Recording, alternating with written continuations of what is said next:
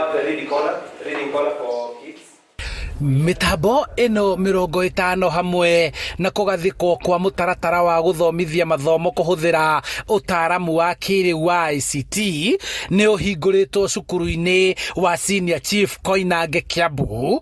Kirathi giki gigikinyeria 56 iria ciakitwo macukuru-ini matiganite guku bururi-ini meharĩrĩria-ini ma kwamũkĩra arutwo a grade ya 10 mwaka ukite. To use digital skills in their teaching and learning. This is in readiness for the rolled out competence-based curriculum, which brings about digital literacy as a competence in the new competence-based curriculum. So we are here today to train the teachers. We'll also be training the learners on how to use this e-learning center, and it encompasses all the learning areas in the school. Mũtaratara-inĩ wa gĩthomo gĩa CBC, mũbango ũyũ wa gũthomithia mathomo ma ICT ũhũthĩirie mwarimũ mĩhang'o ya gũthomithia, ũkahũthĩria mũrutwo njĩra cia gũthomithia na gũtabania ngerekano cia mathomo marĩa marĩ mũtaratara-inĩ ũyũ, nayo thirikari ĩkahũthĩrio mũrigo wa gwaka irathi ingĩ njerũ cia laboratory na kũgũra indo iria ihũthagĩrwo nĩ arutwo. Kĩndũ gĩothe kĩrabatarĩka kĩhaha, e-learning center na computer ici ciĩna resources ciothe iria tũrabatara. Koguo ona thukuru yo yenyewe nĩ kũhũthĩrio tondũ ona okorwo nĩ ta subject iria ihũthĩraga chemicals tũtirĩtindaga tũkĩgũra chemicals, most of the work nĩ tũrĩhotaga gwĩkĩra haha computers-inĩ ici. Ona thirikari nĩ kũhũthĩrio wĩra tondũ ndĩrĩtindaga ĩgĩaka laboratories mathukuru-inĩ tondũ with the computers nĩ tũrĩhotaga information yothe riumaga hau computer-inĩ. Koguo gũtirĩ na cost icio cia gũtinda tũgĩaka, thirikari gũtinda ĩgĩaka infrastructure icio cia laboratory, kũgũrĩra thukuru facilities iria inabatarwo ma laboratory-inĩ.